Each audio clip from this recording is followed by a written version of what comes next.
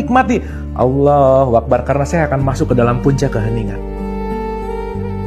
Di mana nanti Bismillahirrahmanirrahim, sadar nomor satu adalah, ya Allah ya Rabbana, saya melakukan segala sesuatu atas nama-Mu.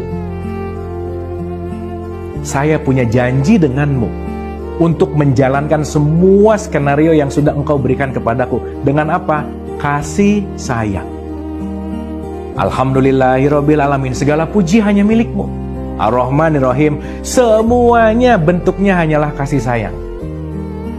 Coba betapa indahnya Al-Fatihah dibaca, karena kenapa? Al-Fatihah itu artinya membuka, yang dibuka adalah hatimu. Karena begitu hati kita terbuka, kita akan mendengar dalam tanda petik suaranya, rasanya. Poin sederhananya ketika kita sholat, kalau kita renungkan, pertama itu gerakannya pasti berdiri dulu, betul ya? Nah, jadi sekarang kita renungkan begini. Kayak ini untuk memudahkan. Ada otak, ada hati, dah gitu gampangannya. Otak ini isinya ego, ada keinginan, mau-mau, dan seterusnya. Hati ini isinya adalah zatnya Allah dalam tanda petik.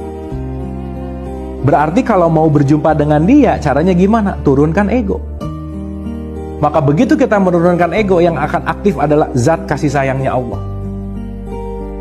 Maka ketika kita sholat, pertama berdiri dulu tuh. Otaknya di atas, hatinya di bawah.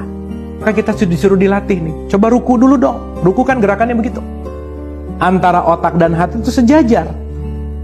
Coba distabilkan tuh antara pikiran sama hati.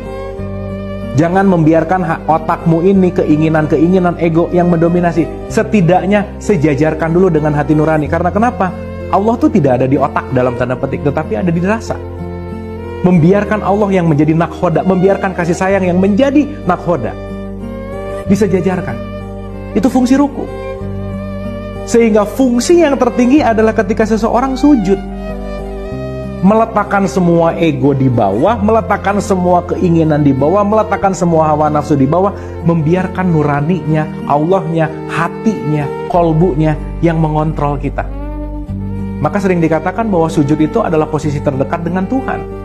Ya, tapi bukan asal sujud, bukan, tetapi membiarkan ego yang turun dan membiarkan kasih sayangnya yang akan benar-benar menguasai diri kita.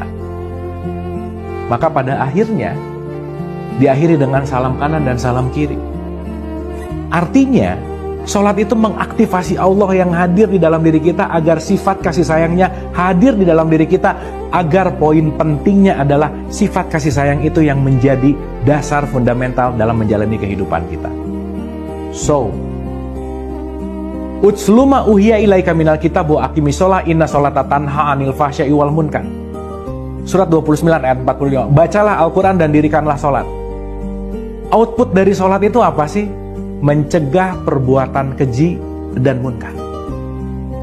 Maka ini hal yang paling penting mungkin yang bisa disampaikan di pertemuan ini, di episode kali ini.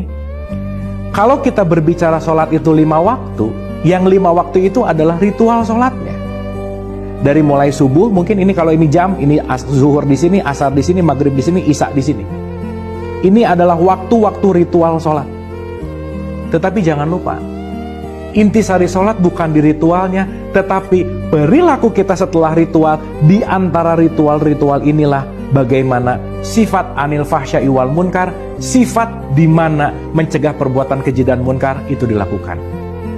Maka mudah-mudahan kita tidak ahli hanya di bidang ritualnya, tetapi bagaimana ritual membawa kita menuju kepada kedamaian, sehingga kedamaian itu yang akan kita lakukan di dalam kehidupan kita sehari-hari.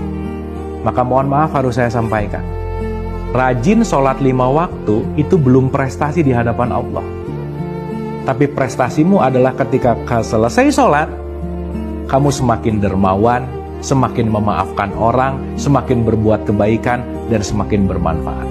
Oleh karena itu, mari kita sholat bukan hanya ritual, di mana itu sangat penting sekali ritual. Tetapi mari kita jadikan setiap saat adalah sholat, setiap saat adalah terhubung dengan Allah, setiap saat adalah menjadikan kasih sayangnya perilaku kita untuk bermanfaat dan selalu berbuat kebaikan. Selamat sholat, terima kasih, mohon maaf lahir dan batin. Wabillahi taufiq wal hidayah. Assalamualaikum warahmatullahi wabarakatuh.